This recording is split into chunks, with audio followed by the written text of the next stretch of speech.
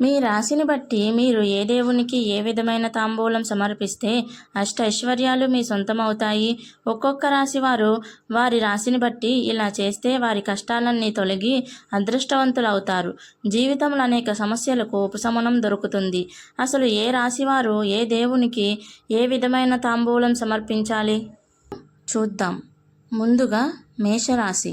ఈ రాశివారు తాంబూలంలో మామిడి పండు పెట్టి మంగళవారం కుమారస్వామికి సమర్పిస్తే మంచిది.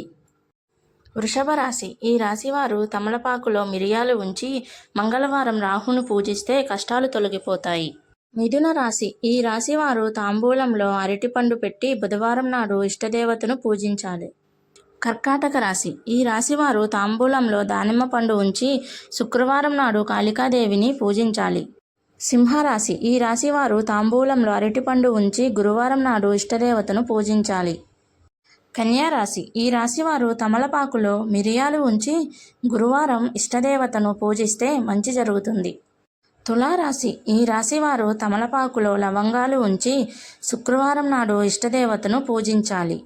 వృశ్చిక రాశి. ఈ రాశివారు తమలపాకులో ఖర్జూరం ఉంచి మంగళవారం నాడు ఇష్టదైవాన్ని పూజిస్తే మంచి జరుగుతుంది. ధనస్సు రాశి. ఈ రాశివారు తమలపాకులో కలకండ ఉంచి గురువారం నాడు ఇష్టదేవతను పూజిస్తే మంచి జరుగుతుంది. మకర రాశి. ఈ రాశివారు తమలపాకులో బెల్లం ఉంచి శనివారం కాళికామాతను పూజించాలి.